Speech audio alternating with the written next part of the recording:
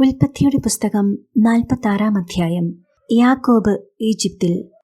തന്റെ സ്വത്തുക്കളെല്ലാം ശേഖരിച്ച് ഇസ്രായേൽ യാത്ര തിരിച്ചു. ബേർഷെബായിലെത്തിയപ്പോൾ അവൻ തന്റെ പിതാവായ ഇസ്ഹാക്കിന്റെ ദൈവത്തിന് ബലികൾ അർപ്പിച്ചു. രാത്രിയിലുണ്ടായ ദർശനങ്ങളിലൂടെ ദൈവം ഇസ്രായേലിനോട് സംസാരിച്ചു. യാക്കോബേ, യാക്കോബേ, അവിടുന്ന് വിളിച്ചു. ഇതാ ഞാൻ. അവൻ വിളി കേട്ടു. അവിടുന്ന് പറഞ്ഞു, ഞാൻ ദൈവമാണ്, നിന്റെ പിതാവിന്റെ ദൈവം. ഈജിപ്തിലേക്ക് പോകാൻ ഭയപ്പെടേണ്ട, കാരണം അവിടെ ഞാൻ നിന്നെ വലിയൊരു ജനമാക്കി വളർത്തും. ഞാൻ നിന്റെ കൂടെ ഈജിപ്തിലേക്ക് വരും, നിന്നെ തിരികെ കൊണ്ടുവരുകയും ചെയ്യും. മരണസമയത്ത് ജോസഫ് നിന്നെ ശുശ്രൂഷിക്കും.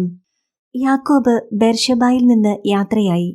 ഫറവോ കൊടുത്തയച്ചിരുന്ന രഥങ്ങളിൽ ഇസ്രായേലിന്റെ മക്കൾ പിതാവായ യാക്കോബിനെയും തങ്ങളുടെ കുഞ്ഞുങ്ങളെയും ഭാര്യമാരെയും കയറ്റിക്കൊണ്ടുപോയി. തങ്ങളുടെ കന്നുകാലികളും കാനാൻ നാട്ടിൽ തങ്ങൾക്കുണ്ടായിരുന്ന വസ്തുവകകളും അവർ കൂടെ കൊണ്ടുപോയി. യാക്കോബും സന്തതികളും ഈജിപ്തിലെത്തി.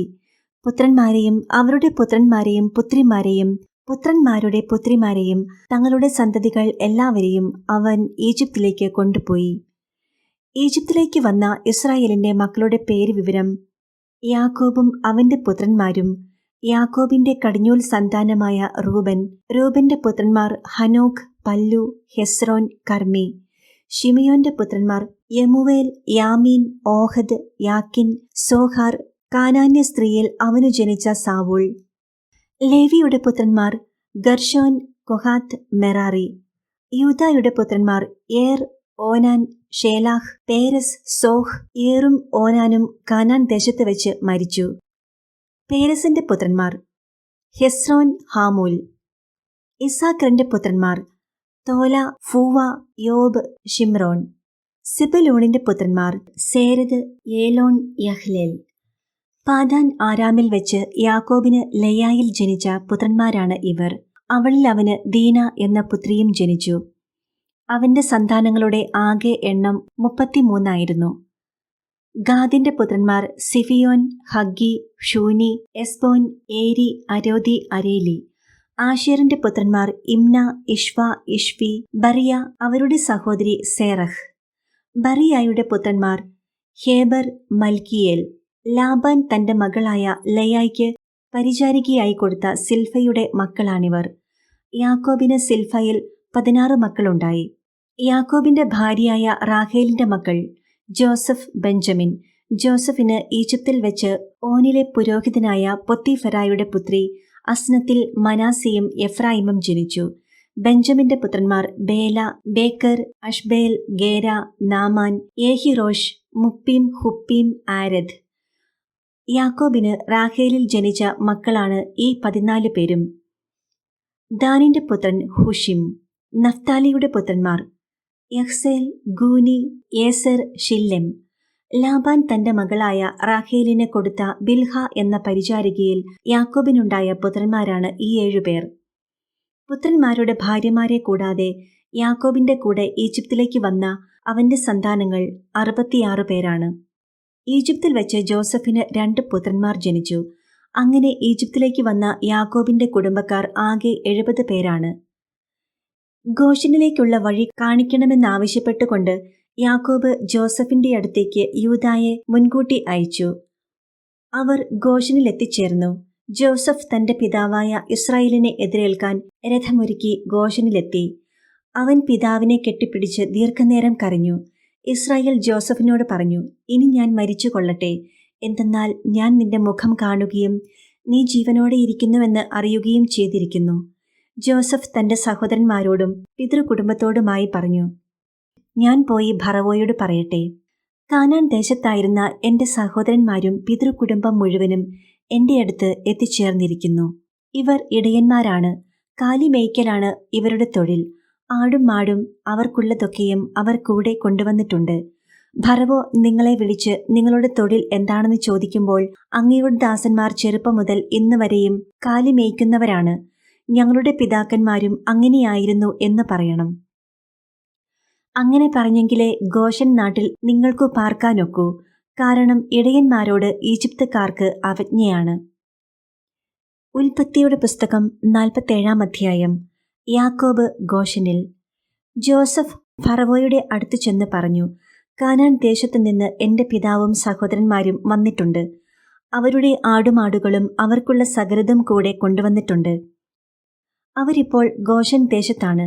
തന്റെ സഹോദരന്മാരിൽ 5 പേരെ അവൻ ഫറവോയുടെ മുൻപിൽ കൊണ്ടുചെന്നു. അവന്റെ സഹോദരന്മാരോട് ഫറവോ ചോദിച്ചു, നിങ്ങളുടെ തൊഴിൽ എന്താണ്? അവർ പറഞ്ഞു, അങ്ങയുടെ ദാസർ ഇടയന്മാരാണ്. ഞങ്ങളുടെ പിതാക്കന്മാരും അങ്ങനെയായിരുന്നു. അവർ തുടർന്ന് പറഞ്ഞു, ഇവിടെ താമസിക്കാനാണ് ഞങ്ങൾ വന്നിരിക്കുന്നത്. കാനാൻ ദേശത്ത് ക്ഷാമം രൂക്ഷമായതുകൊണ്ട് അങ്ങയുടെ ദാസരുടെ കാലികൾക്ക് അവിടെ തീറ്റിയില്ല. ദയചെയ്ത് ഗോഷൻ ദേശത്ത് താമസിക്കാൻ ഞങ്ങളെ അനുവദിക്കണം. അപ്പോൾ ഫറവോ ജോസഫിനോട് പറഞ്ഞു, നിന്റെ പിതാവും സഹോദരന്മാരും നിന്റെ അടുത്തേക്ക് വന്നിരിക്കുന്നു. ഈജിപ്ത് ദേശം മുഴുവനും നിനക്കധീനമാണ്. നാട്ടിൽ ഏറ്റവും നല്ല സ്ഥലത്ത് നിന്റെ പിതാവിനെയും സഹോദരന്മാരെയും പാർപ്പിക്കുക. അവർ ഗോഷൻ ദേശത്ത് താമസിക്കട്ടെ. അവരിൽ കാര്യശേഷിയുള്ളവരെ നിനക്കറിയാമെങ്കിൽ എന്റെ കാലികളെ അവരെ ഭരമേൽപ്പിക്കുക. അതിനുശേഷം ജോസഫ് തന്റെ പിതാവായ യാക്കോബിനെ ഫറവോയുടെ മുൻപിൽ കൊണ്ടുചെന്നു. യാക്കോബ് ഫറവോയെ അനുഗ്രഹിച്ചു. നിങ്ങൾക്കു വയസ്സെത്രയായി? ഫറവോ ചോദിച്ചു. എന്റെ ദേശാന്തരവാസകാലം 130 വർഷമായിരിക്കുന്നു. അത് ഹ്രസ്വവും കഷ്ടപ്പാടുകൾ നിറഞ്ഞതുമായിരുന്നു. എന്റെ പിതാക്കന്മാരുടെ ദേശാന്തരവാസകാലത്തോളം ആയിട്ടില്ല അത്. ഫറവോയെ അനുഗ്രഹിച്ചതിനു ശേഷം യാക്കോബ് അവന്റെ അടുത്തുനിന്ന് പോയി. ഫറവോ കൽപ്പിച്ചതുപോലെ ജോസഫ് തന്റെ പിതാവിനും സഹോദരന്മാർക്കും ഈജിപ്തിലെ ഒരു ദേശം അവകാശമായി നൽകി. അവരെ അവിടെ പാർപ്പിച്ചു. നാട്ടിലെ ഏറ്റവും നല്ല ദേശമായ റംസേസ് ആണ് അവൻ അവർക്ക് കൊടുത്തത്. ജോസഫ് തന്റെ പിതാവിനും സഹോദരന്മാർക്കും പിതാവിന്റെ വീട്ടുകാർക്കുമെല്ലാം അംഗസംഖ്യയനുസരിച്ച് ആഹാരം കൊടുത്തു പോന്നു. ക്ഷാമം രൂക്ഷമാകുന്നു. ഒരു ദേശത്തും ആഹാരം കിട്ടാനില്ലായിരുന്നു. ക്ഷാമം അത്ര രൂക്ഷമായി. ഈജിപ്തും കാനാൻ ദേശവും ക്ഷാമം മൂലം കഷ്ടപ്പെട്ടു. ഈജിപ്തിലെയും കാനാൻ ദേശത്തിലെയും പണം മുഴുവൻ ആളുകൾ വാങ്ങിയ ധാന്യത്തിന്റെ വിലയായി ജോസഫ് ശേഖരിച്ചു. അത് ഫറവോയുടെ ഭവനത്തിലെത്തിച്ചു. ഈജിപ്തിലും കാനാനിലുമുള്ള പണമൊക്കെയും തീർന്നപ്പോൾ ഈജിപ്തുകാർ ജോസഫിന്റെ അടുത്ത് വന്ന് പറഞ്ഞു, ഞങ്ങൾക്ക് ആഹാരം തരുക. അങ്ങയുടെ മുൻപിൽ കിടന്നു ഞങ്ങൾ മരിക്കാൻ ഇടയാക്കരുത്. ഞങ്ങളുടെ പണമെല്ലാം തീർന്നുപോയി. ജോസഫ് പറഞ്ഞു, പണം തീർന്നെങ്കിൽ കന്നുകാലികളെ തരുക. കാലികൾക്കു പകരമായി ഞാൻ ആഹാരം തരാം. തങ്ങളുടെ കന്നുകാലികളെ അവർ ജോസഫിന്റെ അടുത്ത് കൊണ്ടുവന്നു. കുതിരകൾക്കും ആടുമാടുകൾക്കും കഴുതകൾക്കും പകരമായി അവൻ അവർക്ക് ആഹാരം കൊടുത്തു. അവൻ അവരുടെ കന്നുകാലികൾക്കെല്ലാം പകരമായി അവർക്ക് 1 വർഷത്തേക്ക് ആഹാരം നൽകി. അടുത്ത വർഷം അവർ ജോസഫിന്റെ അടുത്ത് ചെന്ന് പറഞ്ഞു, പണം തീർന്ന കാര്യം യജമാനനിൽ നിന്ന് ഞങ്ങൾ ഒളിച്ചു വയ്ക്കുന്നില്ല. ഞങ്ങളുടെ കന്നുകാലികളും അങ്ങയുടേതായി. ഞങ്ങളുടെ ദേഹവും നിലവുമല്ലാതെ ഞങ്ങൾക്കിനി ഒന്നും ബാക്കിയില്ലെന്ന് അങ്ങേക്കു കാണാമല്ലോ. ഞങ്ങളും ഞങ്ങളുടെ നിലവും അങ്ങയുടെ കൺമുൻപിൽ നശിക്കാതിരിക്കാൻ ഞങ്ങളെയും നിലത്തെയും വാങ്ങി പകരം ഞങ്ങൾക്ക് ആഹാരം തരുക. ഞങ്ങളും നിലവും ഫറവോയ്ക്ക് അടിമകളായിരുന്നു കൊള്ളാം. ഞങ്ങൾ മരിച്ചു പോകാതിരിക്കാനും നിലം ശൂന്യമാകാതിരിക്കാനും വേണ്ടി ഞങ്ങൾക്കു ധാന്യം നൽകുക. അതുകൊണ്ട് ജോസഫ് ഈജിപ്തിലെ നിലം മുഴുവൻ ഫറവോയ്ക്ക് വേണ്ടി വാങ്ങി. ക്ഷാമം വളരെ കഠിനമായി തീർന്നതിനാൽ ഈജിപ്തുകാരെല്ലാവരും തങ്ങളുടെ നിലം വിറ്റു. അങ്ങനെ നിലമെല്ലാം ഫറവോയുടേതായി. ഈജിപ്തിന്റെ ഒരറ്റം മുതൽ മറ്റേ അറ്റം വരെയുള്ള സകലരും അടിമകളായി. പുരോഹിതന്മാരുടെ നിലം മാത്രം അവൻ വാങ്ങിയില്ല. പുരോഹിതന്മാർക്ക് ഉപജീവനത്തിനായി ഫറവോ ഒരു വിഹിതം നിശ്ചയിച്ചിട്ടുണ്ടായിരുന്നു. അതിനാൽ അവർ തങ്ങളുടെ നിലം വിറ്റില്ല. ജോസഫ് ജനങ്ങളോട് പറഞ്ഞു, ഇന്നു ഞാൻ നിങ്ങളെയും നിങ്ങളുടെ നിലത്തെയും ഫറവോയ്ക്കായി വാങ്ങിയിരിക്കുന്നു. ഇതാ വിത്ത്, കൊണ്ടുപോയി വിതച്ചുകൊള്ളുവിൻ. കൊയ്യുമ്പോൾ 5 ഫറവോയ്ക്ക് കൊടുക്കണം. 4 നിങ്ങളുടേതായിരിക്കും. വിത്തിനായും നിങ്ങൾക്കും വീട്ടുകാർക്കും കുഞ്ഞുങ്ങൾക്കുമുള്ള ആഹാരത്തിനായും അതെടുത്തുകൊള്ളുക. അവർ പറഞ്ഞു, അങ്ങ് ഞങ്ങളുടെ ജീവൻ രക്ഷിച്ചു. യജമാനന് ഞങ്ങളിൽ കൃപയുണ്ടാകണം. ഞങ്ങൾ ഫറവോയുടെ അടിമകളായിരുന്നു കൊള്ളാം. അങ്ങനെ ജോസഫ് ഈജിപ്തിലെ നിലത്തെ സംബന്ധിച്ച് 5 ഫറവോയ്ക്ക് എന്നൊരു നിയമം ഉണ്ടാക്കി. അത് ഇന്നും നിലനിൽക്കുന്നു. പുരോഹിതന്മാരുടെ നിലം മാത്രം ഫറവോയുടേതായില്ല. യാക്കോബിന്റെ അന്ത്യാഭിലാഷം. ഇസ്രായേൽ ഈജിപ്തിലെ ഗോശൻ ദേശത്ത് പാർത്തു. അവർക്കവിടെ ധാരാളം സ്വത്തുണ്ടായി. അവർ സന്താന സമൃദ്ധിയുള്ളവരായി പെരുകി. യാക്കോബ് ഈജിപ്തിൽ 17 വർഷം ജീവിച്ചു. യാക്കോബിന്റെ ആയുഷ്കാലം 147 വർഷമായിരുന്നു. മരണസമയമടുത്തപ്പോൾ ഇസ്രായേൽ ജോസഫിനെ വിളിച്ചു പറഞ്ഞു, നിനക്ക് എന്നിൽ പ്രീതിയുണ്ടെങ്കിൽ എന്നോട് വിശ്വസ്തമായും സത്യസന്ധമായും പ്രവർത്തിക്കാമെന്ന് എന്റെ തുടയ്ക്കു കീഴെ കൈവച്ച് സത്യം ചെയ്യുക. എന്നെ ഈജിപ്തിൽ സംസ്കരിക്കരുത്. എനിക്ക് എന്റെ പിതാക്കന്മാരോടൊപ്പം വിശ്രമിക്കുന്നതിന് എന്നെ ഈജിപ്തിൽ നിന്ന് കൊണ്ടുപോയി അവരുടെ ശ്മശാനത്തിൽ അടക്കുക. ജോസഫ് സമ്മതിച്ചു. അങ്ങ് പറഞ്ഞതുപോലെ ഞാൻ ചെയ്യാം. എന്നോട് സത്യം ചെയ്യുക, അവൻ ആവശ്യപ്പെട്ടു. ജോസഫ് സത്യം ചെയ്തു. അപ്പോൾ ഇസ്രായേൽ കട്ടിൽ തലയ്ക്കൽ ശിരസ്സു നമിച്ചു. ഉൽപ്പത്തി 48-ാം അധ്യായം. എഫ്രായിമിനെയും മനാസയെയും അനുഗ്രഹിക്കുന്നു. പിതാവിന് സുഖമില്ലെന്ന് കേട്ട് ജോസഫ് മക്കളായ മനാസയെയും എഫ്രായിമിനെയും കൂട്ടിക്കൊണ്ട് അവന്റെ അടുത്തേക്ക് പോയി. മകനായ ജോസഫ് വരുന്നുണ്ടെന്ന് യാക്കോബ് കേട്ടു. അവൻ ശക്തി സംഭരിച്ച് കിടക്കയിൽ എഴുന്നേറ്റിരുന്നു. യാക്കോബ് ജോസഫിനോട് പറഞ്ഞു, സർവശക്തനായ ദൈവം കാനാൻ ദേശത്തുള്ള ലൂസിൽ വെച്ച് എനിക്ക് പ്രത്യക്ഷപ്പെട്ട് എന്നെ അനുഗ്രഹിച്ചു. അവിടുന്ന് അരുളി ചെയ്തു, ഞാൻ നിന്നെ സന്താന സമൃദ്ധിയുള്ളവനാക്കി നിന്റെ സംഖ്യ വർദ്ധിപ്പിക്കും. നിന്നിൽ നിന്നു ഞാൻ ജനതതികളെ പുറപ്പെടുവിക്കും. നിനക്കു ശേഷം ഈ നാട് നിന്റെ സന്തതികൾക്ക് ഞാൻ നിത്യാവകാശമായി നൽകും. ഞാൻ ഈജിപ്തിൽ നിന്റെ അടുത്ത് എത്തുന്നതിനു മുൻപ് ഈജിപ്തിൽ വെച്ച് നിനക്കുണ്ടായ പുത്രന്മാരിരുവരും എഫ്രായിമും മനാസയും എന്റേതാണ്. രൂബനും ശിമയോനും എന്ന പോലെ അവർ എന്റേതായിരിക്കും. അവർക്കു ശേഷം നിനക്കുണ്ടാകുന്ന സന്തതികൾ നിന്റേതായിരിക്കും. അവർക്ക് ലഭിക്കുന്ന അവകാശം അവരുടെ സഹോദരങ്ങളുടെ പേരിലായിരിക്കും അറിയപ്പെടുക. ഞാൻ പാതാനിൽ നിന്ന് പോയപ്പോൾ വഴിക്ക് കാനാൻ ദേശത്ത് വെച്ച് എന്നെ ദുഃഖത്തിലാഴ്ത്തിക്കൊണ്ട് റാഹേൽ മരിച്ചു. എഫ്രാത്തായിലെത്താൻ കുറച്ചു ദൂരം മാത്രമേ ഉണ്ടായിരുന്നുള്ളൂ. ബേത്ലഹേം എന്നറിയപ്പെടുന്ന എഫ്രാത്തായിലേക്കുള്ള വഴിയിൽ ഞാൻ അവളെ അടക്കി. ജോസഫിന്റെ പുത്രന്മാരെ കണ്ടപ്പോൾ ഇസ്രായേൽ ഇവരാരാണ് എന്ന് ചോദിച്ചു. ജോസഫ് പറഞ്ഞു, ഇവർ എന്റെ മക്കളാണ്, ഇവിടെ വച്ചു ദൈവം എനിക്കു തന്നവർ. അവൻ പറഞ്ഞു, അവരെ എന്റെ അടുക്കൽ കൊണ്ടുവരിക, ഞാൻ അവരെ അനുഗ്രഹിക്കട്ടെ.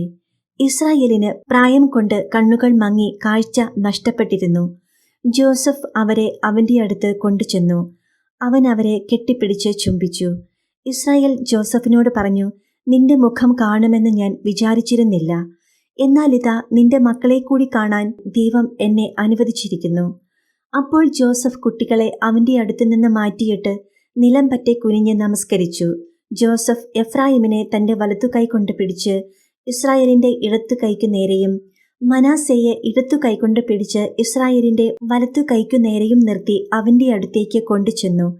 എന്നാൽ ഇസ്രായേൽ കൈകൾ പിണച്ച് വലം കൈ ഇളയവനായ എഫ്രായിമിന്റെ തലയിലും ഇടം കൈ മനാസയുടെ തലയിലും ആണ് വെച്ചത്. മനാസയായിരുന്നുവല്ലോ കടിഞ്ഞൂൽപുത്രൻ. അവൻ ജോസഫിനെ അനുഗ്രഹിച്ചുകൊണ്ട് പറഞ്ഞു, എന്റെ പിതാക്കന്മാരായ അബ്രാഹവും ഇസഹാക്കും ആരാധിച്ചിരുന്ന ദൈവം, ഇന്നുവരെ എന്റെ ജീവിതകാലം മുഴുവൻ എന്റെ ഇടയനായിരുന്ന ദൈവം, എല്ലാ തിന്മകളിലും നിന്ന് എന്നെ കാത്തുപോന്ന ദൂതൻ ഈ ബാലന്മാരെ അനുഗ്രഹിക്കട്ടെ. എന്റെയും എന്റെ പിതാക്കന്മാരായ അബ്രാഹത്തിന്റെയും ഇസഹാക്കിന്റെയും നാമം അവരിൽ നിലനിൽക്കട്ടെ. അവർ ഭൂമിയുടെ മധ്യത്തിൽ ശക്തമായ ഒരു സമൂഹമായി വളർന്നു വരട്ടെ. തന്റെ പിതാവ് വലം കൈ എഫ്രായിമിന്റെ തലയിൽ വച്ചത് ജോസഫിന് ഇഷ്ടപ്പെട്ടില്ല. എഫ്രായിമിന്റെ തലയിൽ നിന്ന് മനാസയുടെ തലയിലേക്ക് മാറ്റാൻ അവൻ പിതാവിന്റെ കൈക്കു പിടിച്ചു. ജോസഫ് പിതാവിനോട് പറഞ്ഞു, പിതാവേ, അങ്ങനെയല്ല, ഇവനാണ് മൂത്ത മകൻ, വലം കൈ ഇവന്റെ തലയിൽ വയ്ക്കുക. അവൻ വഴങ്ങിയില്ല. അവൻ പറഞ്ഞു, എനിക്കറിയാം മകനെ, എനിക്കറിയാം. അവനിൽ നിന്നും ഒരു ജനതയുണ്ടാകും, അവനും വലിയവനാകും. എന്നാൽ അവന്റെ അനുജൻ അവനേക്കാൾ വലിയവനാകും. അവന്റെ സന്തതികളോ അനവധി ജനതകളും. അവരെ അനുഗ്രഹിച്ചുകൊണ്ട് അവൻ പറഞ്ഞു, നിങ്ങളുടെ നാമം ഉച്ചരിച്ച് ദൈവം നിങ്ങളെ എഫ്രായിമിനെയും മനാസയെയും പോലെ ആക്കട്ടെ എന്ന് പറഞ്ഞുകൊണ്ടായിരിക്കും ഇസ്രായേലിൽ അനുഗ്രഹങ്ങൾ ആശംസിക്കപ്പെടുക. അവൻ എഫ്രായിമിനെ മനാസയ്ക്ക് മുൻപനാക്കി. അതു കഴിഞ്ഞ് ഇസ്രായേൽ ജോസഫിനോട് പറഞ്ഞു, ഞാനിതാ മരിക്കാറായി. ദൈവം നിന്റെ കൂടെയുണ്ടാവും. നിന്റെ പിതാക്കന്മാരുടെ നാട്ടിലേക്ക് നിന്നെ തിരികെ കൊണ്ടുപോവുകയും ചെയ്യും. നിന്റെ സഹോദരന്മാർക്കു നൽകിയ ഓഹരിയേക്കാൾ കൂടുതലായി വാളും വില്ലും കൊണ്ട് അമ്മോര്യരുടെ കയ്യിൽ നിന്ന് ഞാൻ പിടിച്ചടക്കിയ ഷെക്കെം നിനക്കു തന്നിരിക്കുന്നു. ഉൽപ്പത്തി 49-ാം അധ്യായം. യാക്കോബിന്റെ അനുഗ്രഹം. യാക്കോബ് തന്റെ മക്കളെ വിളിച്ചു പറഞ്ഞു, എല്ലാവരും ഒന്നിച്ചു കൂടുവിൻ. ഭാവിയിൽ നിങ്ങൾക്ക് എന്ത് സംഭവിക്കുമെന്ന് ഞാൻ പറയാം. യാക്കോബിന്റെ പുത്രന്മാരെ ഒന്നിച്ചു കൂടി കേൾക്കുവിൻ. നിങ്ങളുടെ പിതാവായ ഇസ്രായേലിന്റെ വാക്കുകൾ ശ്രദ്ധിക്കുവിൻ. രൂബൻ, നീ എന്റെ കടിഞ്ഞൂൽ പുത്രനാണ്, എന്റെ ശക്തിയും എന്റെ പൗരുഷത്തിന്റെ ആദ്യഫലവും. അഹങ്കാരത്തിലും ശക്തിയിലും നീ മുൻപൻ തന്നെ. വെള്ളം പോലെ അസ്ഥിരനായ നീ മുൻപനായി വാഴില്ല. എന്തെന്നാൽ നീ പിതാവിന്റെ കിടക്കയിൽ കയറി അത് അശുദ്ധമാക്കി. എന്റെ ശയ്യയിൽ കയറി നീ എന്നെ ദ്രോഹിച്ചുവല്ലോ. ശിമയോനും ലേവിയും കൂടപ്പിറപ്പുകളാണ്. അവരുടെ വാളുകൾ അക്രമത്തിന്റെ ആയുധങ്ങളാണ്. അവരുടെ ഗൂഢാലോചനകളിൽ എന്റെ മനസ്സ് പങ്കുകൊള്ളാതിരിക്കട്ടെ. അവരുടെ സമ്മേളനത്തിൽ എന്റെ ആത്മാവ് പങ്കുചേരാതിരിക്കട്ടെ. എന്തെന്നാൽ തങ്ങളുടെ കോപത്തിൽ അവർ മനുഷ്യരെ കൊന്നു. ക്രൂരതയിൽ അവർ കാളകളുടെ കുതിഞ്ഞരമ്പ് വെട്ടി. അവരുടെ ഉഗ്രമായ കോപവും ക്രൂരമായ ക്രോധവും ശപിക്കപ്പെടട്ടെ. ഞാൻ അവരെ യാക്കോബിൽ വിഭജിക്കും, ഇസ്രായേലിൽ ചിതറിക്കുകയും ചെയ്യും. യൂദാ, നിന്റെ സഹോദരന്മാർ നിന്നെ പുകഴ്ത്തും. നിന്റെ കൈ ശത്രുക്കളുടെ കഴുത്തിൽ പതിക്കും. നിന്റെ പിതാവിന്റെ പുത്രന്മാർ നിന്റെ മുൻപിൽ കുമ്പിടും. യൂദാ, നീ ഒരു സിംഹക്കുട്ടിയാണ്. എന്റെ മകനെ, നീ ഇരയിൽ നിന്ന് മടങ്ങിയിരിക്കുന്നു. അവനൊരു സിംഹത്തെപ്പോലെയും സിംഹിയെപ്പോലെയും പതുങ്ങിക്കിടന്ന് വിശ്രമിക്കുന്നു. അവനെ ഉണർത്താൻ ആർക്ക് ധൈര്യമുണ്ടാകും? ചെങ്കോൽ യൂദായെ വിട്ടുപോകുകയില്ല. അതിന്റെ അവകാശി വന്നു ചേരും വരെ അധികാരദണ്ഡ് അവന്റെ സന്തതികളിൽ നിന്ന് നീങ്ങിപ്പോകുകയില്ല. ജനതകൾ അവനെ അനുസരിക്കും. അവൻ തന്റെ കഴുതിയെ മുന്തിരിവള്ളിയിലും കഴുതക്കുട്ടിയെ വിശിഷ്ടമായ മുന്തിരിച്ചെടിയിലും കെട്ടിയിടും. തന്റെ ഉടുപ്പ് വീഞ്ഞിലും മേലങ്കി മുന്തിരിച്ചാറിലും കഴുകും. അവന്റെ കണ്ണുകൾ വീഞ്ഞിനേക്കാൾ ചെമന്നും പല്ലുകൾ പാലിനേക്കാൾ വെളുത്തുമിരിക്കും. സെബുലൂണാകട്ടെ കടൽ തീരത്ത് വസിക്കും. അവൻ കപ്പലുകൾക്ക് അഭയകേന്ദ്രമായിരിക്കും. സീദോനായിരിക്കും അവന്റെ അതിർത്തി. ഇസാക്കർ ഒരു കരുത്തുറ്റ കഴുതയാണ്. അവൻ ചുമടുകൾക്കിടയിൽ കിടക്കുന്നു. വിശ്രമസ്ഥലം നല്ലതെന്നും ദേശം മനോഹരമെന്നും അവൻ കണ്ടു. അതുകൊണ്ടവൻ ചുമടു കയറ്റാൻ ചുമൽ കുനിച്ചു കൊടുത്തു. കൂലിവേല ചെയ്യുന്ന ഒരു ദാസനായി തീർന്നു. ഇസ്രായേലിലെ മറ്റു ഗോത്രങ്ങളെപ്പോലെ ദാൻ സ്വന്തം ജനങ്ങൾക്ക് ന്യായം നടത്തിക്കൊടുക്കും. ദാൻ വഴിവക്കിലെ സർപ്പവും പാതയിലെ അണലിയുമായിരിക്കും. അവൻ കുതിരയുടെ കുതികാലിൽ കടിക്കും. കുതിരക്കാരൻ മലർന്നു വീഴുകയും ചെയ്യും. കർത്താവെ, ഞാൻ അങ്ങയുടെ രക്ഷ കാത്തിരിക്കുന്നു. ഗാദിനെ കവർച്ചക്കാർ ആക്രമിക്കും, എന്നാൽ അവൻ അവരെ തോൽപ്പിച്ചോടിക്കും. ആശേറിന്റെ ആഹാരം സമ്പന്നമായിരിക്കും. അവൻ രാജകീയ വിഭവങ്ങൾ പ്രദാനം ചെയ്യും. സ്വച്ഛന്തം ചരിക്കുന്ന ഒരു പേടമാനാണ് നഫ്താലി. അവൻ മൃദുല വാക്കുകൾ പൊഴിക്കുന്നു. നീരുറവയ്ക്കരികെ നിൽക്കുന്ന ഫലസമൃദ്ധമായ വൃക്ഷമാണ് ജോസഫ്. അതിന്റെ ശാഖകൾ മതിലിനു മീതെ പടർന്നു നിൽക്കുന്നു. വില്ലാളികൾ അവനെ കഠിനമായി വേദനിപ്പിച്ചു.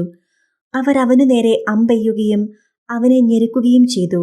എന്നാൽ അവന്റെ വില്ല് ഉറച്ചുനിന്നു. യാക്കോബിന്റെ ശക്തനായ ദൈവം, ഇസ്രായേലിന്റെ പാറയായ ഇടയൻ തന്റെ കൈകൾ കൊണ്ട് അവന്റെ കൈകളെ ശക്തിപ്പെടുത്തി. നിന്റെ പിതാവിന്റെ ദൈവം നിനക്ക് തുണയായിരിക്കും. സർവശക്തനായ ദൈവം നിന്നെ അനുഗ്രഹിക്കും. മുകളിലുള്ള ആകാശത്തിന്റെയും കീഴിലുള്ള ആഴത്തിന്റെയും ഉദരത്തിന്റെയും മാറിടത്തിന്റെയും അനുഗ്രഹങ്ങൾ നിനക്കുണ്ടാവട്ടെ. നിന്റെ പിതാവിന്റെ അനുഗ്രഹങ്ങൾ നിത്യപർവ്വതങ്ങളുടെ ഔദാര്യത്തെക്കാളും ശാശ്വതഗിരികളുടെ അനുഗ്രഹങ്ങളെക്കാളും ശക്തങ്ങളാണ്. അവ ജോസഫിന്റെ ശിരസിൽ തന്റെ സഹോദരനിൽ നിന്ന് വേർപെട്ടിരുന്നവന്റെ മൂർധാവിൽ വർഷിക്കപ്പെടട്ടെ. ആർത്തിയുള്ള ഒരു ചെന്നായാണ് ബെഞ്ചമിൻ. അവൻ രാവിലെ ഇര വിഴുങ്ങുകയും വൈകുന്നേരം കവർച്ച മുതൽ പങ്കിടുകയും ചെയ്യും. ഇവരാണ് ഇസ്രായേലിലെ 12 ഗോത്രങ്ങൾ. അവരുടെ പിതാവ് അവരോട് പറഞ്ഞതാണിത്. അവൻ എല്ലാവരെയും അനുഗ്രഹിച്ചു. ഓരോരുത്തർക്കും ചേർന്ന വിധത്തിലാണ് അവരെ അനുഗ്രഹിച്ചത്. യാക്കോബിന്റെ മരണം. യാക്കോബ് അവരോട് ആവശ്യപ്പെട്ടു, ഞാൻ എന്റെ ആളുകളോട് ചേരുകയായി.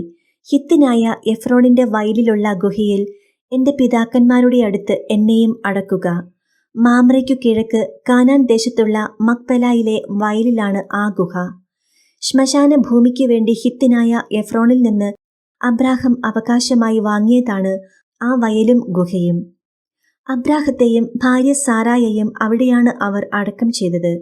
അവിടെ തന്നെയാണ് ഇസഹാക്കിനെയും ഭാര്യ റബേക്കായെയും സംസ്കരിച്ചത്. ഞാൻ ലയായെ സംസ്കരിച്ചതും അവിടെ തന്നെ. വയലും അതിലുള്ള ഗുഹയും ഹിത്യരുടെ കയ്യിൽ നിന്നാണ് വാങ്ങിയത്. തനിക്ക് പറയാനുണ്ടായിരുന്നത് പറഞ്ഞു തീർന്നപ്പോൾ യാക്കോബ് കിടക്കയിലേക്ക് ചാഞ്ഞു. അവൻ അന്ത്യശ്വാസം വലിച്ച് തന്റെ ജനത്തോട് ചേർന്നു. ഉൽപ്പത്തി 50-ാം അധ്യായം. യാക്കോബിനെ സംസ്കരിക്കുന്നു. ജോസഫ് തന്റെ പിതാവിന്റെ മുഖത്തേക്ക് കമിഴ്ന്നു വീണ് കരഞ്ഞുകൊണ്ട് അവനെ ചുംബിച്ചു. അവൻ തന്റെ ദാസന്മാരായ വൈദ്യന്മാരോട് പിതാവിന്റെ ശരീരത്തിൽ പരിമളദ്രവ്യങ്ങൾ പൂശാൻ ആജ്ഞാപിച്ചു. അവർ അങ്ങനെ ചെയ്തു. അതിന് 40 ദിവസമെടുത്തു. കാരണം പരിമളദ്രവ്യം പൂശിത്തീരാൻ അത്രയും ദിവസം വേണം. ഈജിപ്തുകാർ 70 ദിവസം അവനെയോർത്ത് വിലപിച്ചു. അവനു വേണ്ടിയുള്ള വിലാപകാലം കഴിഞ്ഞപ്പോൾ ജോസഫ് ഫറവോയുടെ വീട്ടുകാരോട് പറഞ്ഞു, നിങ്ങൾ എന്നിൽ സംപ്രീതരാണെങ്കിൽ ദയചെയ്ത് ഫറവോയോട് ഇങ്ങനെ ഉണർത്തിക്കുക. എന്റെ പിതാവ് എന്നെക്കൊണ്ട് ഒരു പ്രതിജ്ഞ ചെയ്യിച്ചു. അവൻ പറഞ്ഞു, ഞാൻ മരിക്കാറായി. കാനാൻ ദേശത്ത് എനിക്കുവേണ്ടി ഞാൻ തയ്യാറാക്കിയിരിക്കുന്ന കല്ലറയിൽ തന്നെ നീ എന്നെ സംസ്കരിക്കണം. അതുകൊണ്ട് ഞാൻ പോയി എന്റെ പിതാവിനെ സംസ്കരിക്കട്ടെ. അത് കഴിഞ്ഞു ഞാൻ തിരിച്ചുവരും. ഫറവോ പറഞ്ഞു, നീ പോയി അവൻ പ്രതിജ്ഞ ചെയ്യിച്ചതനുസരിച്ച് അവനെ സംസ്കരിക്കുക. ജോസഫ് പിതാവിനെ സംസ്കരിക്കാൻ പോയി. ഫറവോയുടെ വേലക്കാരും കൊട്ടാരത്തിലെ പ്രമാണികളും ഈജിപ്തിലെ തലവന്മാരും അവനോടൊപ്പം പോയി. ജോസഫിന്റെ വീട്ടുകാരും സഹോദരന്മാരും പിതാവിന്റെ കുടുംബവും അവന്റെ കൂടെ ഉണ്ടായിരുന്നു. കുട്ടികളും ആടുമാടുകളും മാത്രമേ ഗോശൻ ദേശത്ത് ശേഷിച്ചുള്ളൂ. രഥങ്ങളും കുതിരക്കാരും അവനെ അനുഗമിച്ചു. അത് വലിയൊരു സംഘമായിരുന്നു. ജോർദാൻ അക്കരെയുള്ള അത്താദിലെ മെതിസ്ഥലത്തെത്തിയപ്പോൾ അവർ ഉച്ചത്തിൽ വിലപിച്ചു. അവൻ 7 ദിവസം പിതാവിനെയോർത്ത് വിലപിച്ചു. അന്നാട്ടുകാരായ കാനാന്യർ അത്താദിന്റെ മെതിക്കളത്തിൽ നടന്ന ഈ വിലാപം കേട്ടപ്പോൾ ഈജിപ്തുകാർക്ക് വളരെ ഗൗരവമുള്ള ഒരു വിലാപമാണിത് എന്ന് പറഞ്ഞു. അതുകൊണ്ട് ആ സ്ഥലത്തിന് ആബേൽ മിസ്രയീം എന്നു പേരുണ്ടായി. അത് ജോർദാന് അക്കരെയാണ്. അങ്ങനെ യാക്കോബ് ആവശ്യപ്പെട്ടതുപോലെ അവന്റെ മക്കൾ പ്രവർത്തിച്ചു. അവർ അവനെ കാനാൻ ദേശത്ത് കൊണ്ടുപോയി മാമ്രയ്ക്ക് കിഴക്ക് മക്പലായിലുള്ള വയലിലെ ഗുഹയിൽ സംസ്കരിച്ചു. അബ്രാഹം ഹിത്തിനായ എഫ്രോണിൽ നിന്ന് ശ്മശാന ഭൂമിക്ക് വേണ്ടി വയലുൾപ്പെടെ അവകാശമായി വാങ്ങിയതാണ് ആ ഗുഹ. പിതാവിനെ സംസ്കരിച്ചതിനു ശേഷം ജോസഫ് സഹോദരന്മാരും കൂടെ പോയ എല്ലാവരുമൊത്ത് ഈജിപ്തിലേക്ക് മടങ്ങി. തങ്ങളുടെ പിതാവ് മരിച്ചപ്പോൾ ജോസഫിന്റെ സഹോദരന്മാർ പറഞ്ഞു, ഒരു പക്ഷേ ജോസഫ് നമ്മെ വെറുക്കുകയും നാം ചെയ്ത ദ്രോഹത്തിനെല്ലാം പകരം വീട്ടുകയും ചെയ്യും. പിതാവ് മരിക്കുന്നതിന് മുൻപ് ഇങ്ങനെ കൽപ്പിച്ചിരുന്നു എന്ന് പറയാൻ അവർ ഒരു ദൂതനെ അവന്റെ അടുത്തേക്ക് അയച്ചു. ജോസഫിനോട് പറയുക, അങ്ങയുടെ സഹോദരന്മാരുടെ തെറ്റുകളും കുറ്റങ്ങളും ദയവായി അവരോട് ക്ഷമിക്കുക. അവർ അങ്ങയെ ദ്രോഹിച്ചു. അങ്ങയുടെ പിതാവിന്റെ ദൈവത്തിന്റെ ദാസന്മാരുടെ തെറ്റുകൾ പൊറുക്കണമെന്ന് ഞങ്ങൾ അപേക്ഷിക്കുന്നു.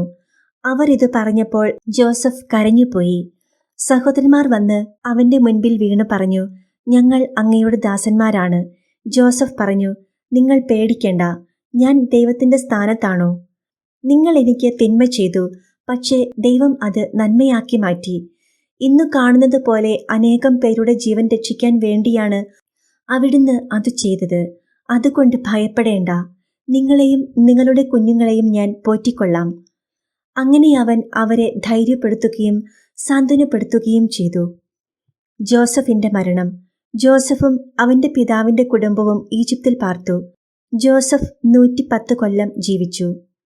എഫ്രായിമിന്റെ 3-ാം തലമുറയിലെ മക്കളെ അവൻ കണ്ടു. മനാസയുടെ മകനായ മാക്കീറിന്റെ കുഞ്ഞുങ്ങളും ജോസഫിന്റെ മടിയിൽ കിടന്നിട്ടുണ്ട്.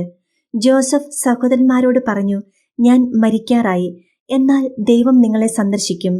അബ്രാഹത്തിനും ഇസഹാക്കിനും യാക്കോബിനും വാഗ്ദാനം ചെയ്ത നാട്ടിലേക്ക് അവിടുന്ന് നിങ്ങളെ കൊണ്ടുപോകും.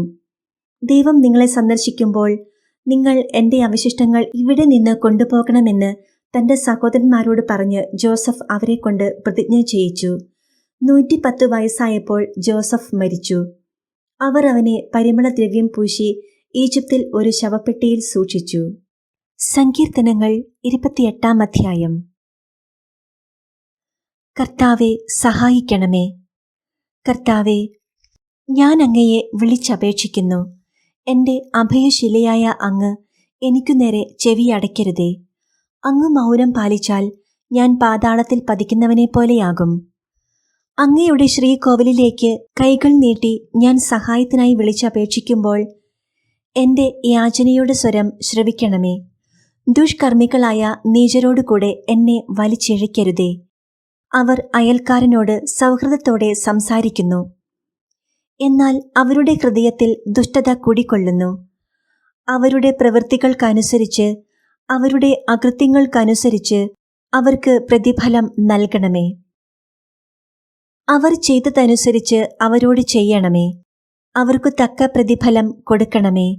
അവർ കർത്താവിന്റെ പ്രവൃത്തികളെയും കരവേലകളെയും പരിഗണിച്ചില്ല. അതുകൊണ്ട് അവിടുന്ന് അവരെ ഇടിച്ചു നിരത്തും, പിന്നീടൊരിക്കലും പണിതുയർത്തുകയില്ല. കർത്താവ് വാഴ്ത്തപ്പെടട്ടെ. അവിടുന്ന് എന്റെ യാചനകളുടെ സ്വരം ശ്രവിച്ചിരിക്കുന്നു. കർത്താവ് എന്റെ ശക്തിയും പരിചയമാണ്. കർത്താവിൽ എന്റെ ഹൃദയം ശരണം വയ്ക്കുന്നു. അതുകൊണ്ട് എനിക്കു സഹായം ലഭിക്കുന്നു. എന്റെ ഹൃദയം ആനന്ദിക്കുന്നു. ഞാൻ കീർത്തനമാലപിച്ച് അവിടുത്തോട് നന്ദി പറയുന്നു. കർത്താവ് സ്വന്തം ജനത്തിന്റെ ശക്തിയാണ്. തന്റെ അഭിഷിക്തന് സംരക്ഷണം നൽകുന്ന അഭയസ്ഥാനം അവിടുന്നാണ്. അവിടുത്തെ ജനത്തെ സംരക്ഷിക്കണമേ. അങ്ങയുടെ അവകാശത്തെ അനുഗ്രഹിക്കണമേ. അവരുടെ ഇടയനായിരിക്കുകയും എന്നും അവരെ സംവഹിക്കുകയും ചെയ്യണമേ. സങ്കീർത്തനങ്ങൾ 29 അധ്യായം. കർത്താവിന്റെ ശക്തമായ സ്വരം. സ്വർഗവാസികളെ, കർത്താവിനെ സ്തുതിക്കുവിൻ. മഹത്വവും ശക്തിയും അവിടുത്തേതെന്ന് പ്രഘോഷിക്കുവിൻ. കർത്താവിന്റെ മഹത്വപൂർണമായ നാമത്തെ സ്തുതിക്കുവിൻ. വിശുദ്ധ വസ്ത്രങ്ങൾ അണിഞ്ഞ് അവിടുത്തെ ആരാധിക്കുവിൻ. കർത്താവിന്റെ സ്വരം ജലരാശിക്കുമീതെ മുഴങ്ങുന്നു. ജലസഞ്ചയങ്ങൾക്കുമീതെ മഹത്വത്തിന്റെ ദൈവം ഇടിനാദം മുഴക്കുന്നു. കർത്താവിന്റെ സ്വരം ശക്തി നിറഞ്ഞതാണ്. അവിടുത്തെ ശബ്ദം പ്രതാപമുറ്റതാണ്. കർത്താവിന്റെ സ്വരം ദേവദാരുക്കളെ തകർക്കുന്നു. കർത്താവ് ലെബനോനിലെ ദേവദാരുക്കളെ ഒടിച്ചു തകർക്കുന്നു. അവിടുന്ന് ലെബനോനെ കാളക്കുട്ടിയെപ്പോലെ തുള്ളിക്കുന്നു, സീറിയോനെ കാട്ടുപോത്തിനെ പോലെയും. കർത്താവിന്റെ സ്വരം അഗ്നിജ്വാലകൾ പുറപ്പെടുവിക്കുന്നു. കർത്താവിന്റെ സ്വരം മരുഭൂമിയെ വിറകൊള്ളിക്കുന്നു. കർത്താവ് കാദശ് മരുഭൂമിയെ നടുക്കുന്നു. കർത്താവിന്റെ സ്വരം ഓക്കുമരങ്ങളെ ചുഴറ്റുന്നു. അത് വനങ്ങളെ വൃക്ഷരഹിതമാക്കുന്നു. അവിടുത്തെ ആലയത്തിൽ മഹത്വമെന്ന് എല്ലാവരും പ്രഘോഷിക്കുന്നു. കർത്താവ് ജലസഞ്ചയത്തിനുമേൽ സിംഹാസനസ്ഥനായിരിക്കുന്നു. അവിടുന്ന് എന്നേക്കും രാജാവായി സിംഹാസനത്തിൽ വാഴുന്നു. കർത്താവ് തന്റെ ജനത്തിനു ശക്തി പ്രദാനം ചെയ്യട്ടെ. അവിടുന്ന് തന്റെ ജനത്തെ സമാധാനം നൽകി അനുഗ്രഹിക്കട്ടെ. സങ്കീർത്തനങ്ങൾ 30 അധ്യായം. കൃതജ്ഞതാഗാനം. കർത്താവെ, ഞാൻ അങ്ങയെ പാടിപ്പുകഴ്ത്തും. അവിടുന്ന് എന്നെ രക്ഷിച്ചു. എന്റെ ശത്രു എന്റെ മേൽ വിജയമാഘോഷിക്കാൻ ഇടയാക്കിയില്ല. എന്റെ ദൈവമായ കർത്താവെ, ഞാൻ അങ്ങയോട് നിലവിളിച്ച് അപേക്ഷിച്ചു. അവിടുന്ന് എന്നെ സുഖപ്പെടുത്തുകയും ചെയ്തു. കർത്താവെ, അവിടുന്ന് എന്നെ പാതാളത്തിൽ നിന്ന് കരകയറ്റി. മരണഗർത്തത്തിൽ പതിച്ചവരുടെ ഇടയിൽ നിന്ന് എന്നെ ജീവനിലേക്ക് ആനയിച്ചു. കർത്താവിന്റെ വിശുദ്ധരെ അവിടുത്തെ പാടി പുകഴ്ത്തുവിൻ. അവിടുത്തെ പരിശുദ്ധ നാമത്തിന് കൃതജ്ഞതയർപ്പിക്കുവിൻ. എന്തെന്നാൽ അവിടുത്തെ കോപം നിമിഷനേരത്തേക്കേയുള്ളൂ. അവിടുത്തെ പ്രസാദം ആജീവനാന്തം നിലനിൽക്കുന്നു. രാത്രിയിൽ വിലാപമുണ്ടായേക്കാം, എന്നാൽ പ്രഭാതത്തോടെ സന്തോഷത്തിന്റെ വരവായി. ഞാൻ ഒരിക്കലും കുലുങ്ങുകയില്ലെന്ന് ഐശ്വര്യകാലത്ത് ഞാൻ പറഞ്ഞു. കർത്താവെ, അങ്ങയുടെ കാരുണ്യം എന്നെ ശക്തമായ പർവ്വതത്തെപ്പോലെ ഉറപ്പിച്ചിരുന്നു. അങ്ങ് മുഖം മറച്ചപ്പോൾ ഞാൻ പരിഭ്രമിച്ചുപോയി. കർത്താവെ, അങ്ങയോട് ഞാൻ നിലവിളിച്ചു. ഞാൻ കർത്താവിനോട് യാചിച്ചു. ഞാൻ പാതാളത്തിൽ പതിച്ചാൽ എന്റെ മരണം കൊണ്ട് എന്തു ഫലം? ധൂളി അങ്ങയെ വാഴ്ത്തുമോ? അത് അങ്ങയുടെ വിശ്വസ്തതയെ പ്രഘോഷിക്കുമോ? കർത്താവെ, എന്റെ യാചന കേട്ട് എന്നോട് കരുണ തോന്നണമേ. കർത്താവെ, അവിടുന്ന് എന്നെ സഹായിക്കണമേ. അവിടുന്ന് എന്റെ വിലാപത്തെ ആനന്ദ നൃത്തമാക്കി മാറ്റി. അവിടുന്ന് എന്നെ ചാക്കുവസ്ത്രമഴിച്ച് ആനന്ദമണിയിച്ചു. ഞാൻ മൗനം പാലിക്കാതെ അങ്ങയെ പാടിപ്പുകഴ്ത്തും. ദൈവമായ കർത്താവെ, ഞാൻ അങ്ങേക്ക് എന്നും നന്ദി പറയും. വിശുദ്ധ മത്തായി എഴുതിയ സുവിശേഷം 19 അധ്യായം. വിവാഹമോചനത്തെ സംബന്ധിച്ച്. ഈ വാക്കുകൾ അവസാനിപ്പിച്ച ശേഷം യേശു ഗലീലി വിട്ട് ജോർദാന് അക്കരെ യൂദയായുടെ അതിർത്തിയിലെത്തി. വലിയ ജനക്കൂട്ടങ്ങൾ അവനെ അനുഗമിക്കുകയും അവൻ അവിടെ വെച്ച് അവരെ സുഖപ്പെടുത്തുകയും ചെയ്തു. ഫരിസേയർ അടുത്തു ചെന്ന് അവനെ പരീക്ഷിച്ചുകൊണ്ട് ചോദിച്ചു, ഏതെങ്കിലും കാരണത്താൽ ഒരുവൻ ഭാര്യയെ ഉപേക്ഷിക്കുന്നത് നിയമാനുസൃതമാണോ? അവൻ മറുപടി പറഞ്ഞു, സ്രഷ്ടാവ് ആദ്യം മുതലേ അവരെ പുരുഷനും സ്ത്രീയുമായി സൃഷ്ടിച്ചുവെന്നും ഇക്കാരണത്താൽ പുരുഷൻ പിതാവിനെയും മാതാവിനെയും വിട്ട് ഭാര്യയോട് ചേർന്നിരിക്കും, അവർ ഇരുവരും ഏക ശരീരമായി തീരുമെന്ന് അവിടുന്ന് അരുളി ചെയ്തിട്ടുണ്ടെന്നും നിങ്ങൾ വായിച്ചിട്ടില്ലേ? തന്മൂലം പിന്നീടൊരിക്കലും അവർ രണ്ടല്ല, ഒറ്റ ശരീരമായിരിക്കും. ആകയാൽ ദൈവം യോജിപ്പിച്ചത് മനുഷ്യൻ വേർപെടുത്താതിരിക്കട്ടെ. അവർ അവനോട് ചോദിച്ചു, അങ്ങനെയെങ്കിൽ ഉപേക്ഷാപത്രം നൽകി ഭാര്യയെ ഉപേക്ഷിക്കാമെന്ന് മോശ വിധിച്ചതെന്തുകൊണ്ട്? അവൻ പറഞ്ഞു, നിങ്ങളുടെ ഹൃദയ കാഠിന്യം നിമിത്തമാണ് ഭാര്യയെ ഉപേക്ഷിക്കാൻ മോശ നിങ്ങൾക്ക് അനുമതി നൽകിയത്. ആദ്യം മുതലേ അങ്ങനെയായിരുന്നില്ല. എന്നാൽ ഞാൻ നിങ്ങളോട് പറയുന്നു, പരസംഗം മൂലമല്ലാതെ മറ്റേതെങ്കിലും കാരണത്താൽ ഭാര്യയെ ഉപേക്ഷിച്ച് മറ്റൊരുവളെ വിവാഹം ചെയ്യുന്നവൻ വ്യഭിചാരം ചെയ്യുന്നു. ശിഷ്യന്മാർ അവനോട് പറഞ്ഞു, ഭാര്യ ഭർതൃബന്ധം ഇത്തരത്തിലുള്ളതാണെങ്കിൽ വിവാഹം ചെയ്യാതിരിക്കുന്നതാണല്ലോ ഭേദം. അവൻ പറഞ്ഞു, കൃപ ലഭിച്ചവരല്ലാതെ മറ്റാരും ഈ ഉപദേശം ഗ്രഹിക്കുന്നില്ല. എന്തെന്നാൽ ഷണ്ഡരായി ജനിക്കുന്നവരുണ്ട്, മനുഷ്യരാൽ ഷണ്ഡരാക്കപ്പെടുന്നവരുണ്ട്, സ്വർഗരാജ്യത്തെ പ്രതി തങ്ങളെ തന്നെ ഷണ്ഡരാക്കുന്നവരുണ്ട്. ഗ്രഹിക്കാൻ കഴിവുള്ളവൻ ഗ്രഹിക്കട്ടെ. ശിശുക്കളെ അനുഗ്രഹിക്കുന്നു. യേശു കൈകൾ വെച്ചു പ്രാർത്ഥിക്കുന്നതിനു വേണ്ടി ചിലർ ശിശുക്കളെ അവന്റെ അടുത്ത് കൊണ്ടുവന്നു. ശിഷ്യന്മാർ അവരെ ശകാരിച്ചു. എന്നാൽ അവൻ പറഞ്ഞു, ശിശുക്കളെ എന്റെ അടുത്ത് വരാൻ അനുവദിക്കുവിൻ, അവരെ തടയരുത്, എന്തെന്നാൽ സ്വർഗരാജ്യം അവരെപ്പോലെയുള്ളവരുടേതാണ്. അവൻ അവരുടെ മേൽ കൈകൾ വച്ച ശേഷം അവിടെ നിന്ന് പോയി. ധനികനായ യുവാവ് ഒരാൾ അവനെ സമീപിച്ചു ചോദിച്ചു, ഗുരു, നിത്യജീവൻ പ്രാപിക്കാൻ ഞാൻ എന്തു നന്മയാണ് പ്രവർത്തിക്കേണ്ടത്? അവൻ പറഞ്ഞു, നന്മയെപ്പറ്റി നീ എന്നോട് ചോദിക്കുന്നതെന്തിന്? നല്ലവൻ ഒരുവൻ മാത്രം. ജീവനിൽ പ്രവേശിക്കാൻ അഭിലഷിക്കുന്നെങ്കിൽ പ്രമാണങ്ങൾ അനുസരിക്കുക. അവൻ ചോദിച്ചു, ഏതെല്ലാം? യേശു പ്രതിവചിച്ചു, കൊല്ലരുത്, വ്യഭിചാരം ചെയ്യരുത്, മോഷ്ടിക്കരുത്, കള്ളസാക്ഷ്യം നൽകരുത്, പിതാവിനെയും മാതാവിനെയും ബഹുമാനിക്കുക, നിന്നെപ്പോലെ നിന്റെ അയൽക്കാരനെ സ്നേഹിക്കുക. ആ യുവാവ് ചോദിച്ചു, ഇവയെല്ലാം ഞാൻ അനുസരിച്ചിട്ടുണ്ട്, ഇനിയും എന്താണ് എനിക്ക് കുറവ്? യേശു പറഞ്ഞു, നീ പൂർണ്ണനാകാൻ ആഗ്രഹിക്കുന്നെങ്കിൽ പോയി നിനക്കുള്ളതെല്ലാം വിറ്റ് ദരിദ്രർക്ക് കൊടുക്കുക, അപ്പോൾ സ്വർഗത്തിൽ നിനക്ക് നിക്ഷേപമുണ്ടാകും. പിന്നെ വന്ന് എന്നെ അനുഗമിക്കുക. ഈ വചനം കേട്ട് ആ യുവാവ് സങ്കടത്തോടെ തിരിച്ചുപോയി. അവന് വളരെയേറെ സമ്പത്തുണ്ടായിരുന്നു. യേശു ശിഷ്യന്മാരോട് അരുളി ചെയ്തു, സത്യമായി ഞാൻ നിങ്ങളോട് പറയുന്നു, ധനവാന് സ്വർഗരാജ്യത്തിൽ പ്രവേശിക്കുക ദുഷ്കരമാണ്. വീണ്ടും ഞാൻ നിങ്ങളോട് പറയുന്നു, ധനവാൻ സ്വർഗരാജ്യത്തിൽ പ്രവേശിക്കുന്നതിനേക്കാൾ എളുപ്പം ഒട്ടകം സൂചിക്കുഴയിലൂടെ കടക്കുന്നതാണ്.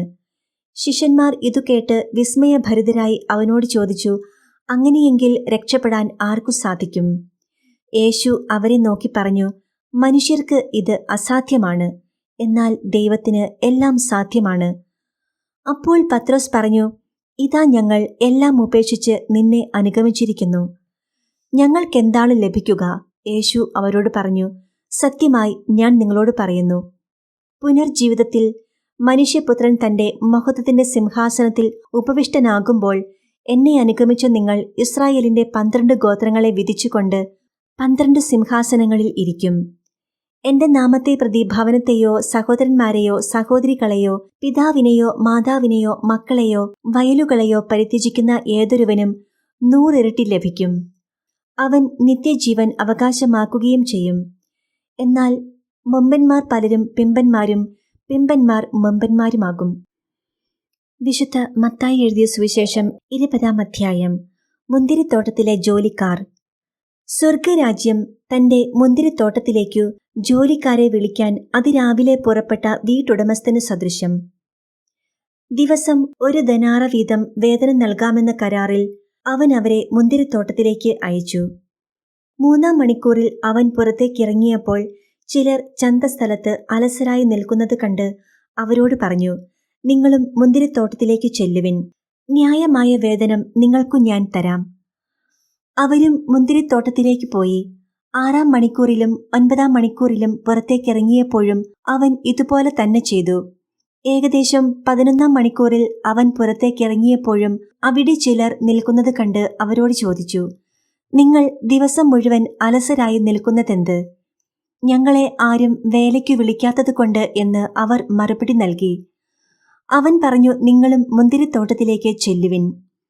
വൈകുന്നേരമായപ്പോൾ മുന്തിരിത്തോട്ടത്തിന്റെ ഉടമസ്ഥൻ കാര്യസ്ഥനോട് പറഞ്ഞു, ജോലിക്കാരെ വിളിച്ച് അവസാനം വന്നവർക്ക് തുടങ്ങി ആദ്യം വന്നവർക്ക് വരെ കൂലി കൊടുക്കുക. 11-ാം മണിക്കൂറിൽ വന്നവർക്ക് ഓരോ ദനാറ് ലഭിച്ചു. തങ്ങൾക്ക് കൂടുതൽ ലഭിക്കുമെന്ന് ആദ്യം വന്നവർ വിചാരിച്ചു. എന്നാൽ അവർക്കും ഓരോ ദനാറ് തന്നെ കിട്ടി. അത് വാങ്ങുമ്പോൾ അവർ വീട്ടുടമസ്ഥനെതിരെ പിറുപിറുത്തു. അവസാനം വന്ന ഇവർ 1 മണിക്കൂറേ ജോലി ചെയ്തുള്ളൂ. എന്നിട്ടും പകലിന്റെ അധ്വാനവും ചൂടും സഹിച്ച ഞങ്ങളോട് അവരെ നീ തുല്യരാക്കിയല്ലോ. അവൻ അവരിലൊരുവനോട് ഇങ്ങനെ മറുപടി പറഞ്ഞു, സ്നേഹിത, ഞാൻ നിന്നോട് ഒരനീതിയും ചെയ്യുന്നില്ല. 1 ദനാറയ്ക്കല്ലേ നീ എന്നോട് സമ്മതിച്ചിരുന്നത്? നിനക്ക് അവകാശപ്പെട്ടത് വാങ്ങിക്കൊണ്ടുപോയിക്കൊള്ളുക. അവസാനം വന്ന ഇവനും നിനക്കു നൽകിയതുപോലെ തന്നെ കൊടുക്കാനാണ് എനിക്കിഷ്ടം.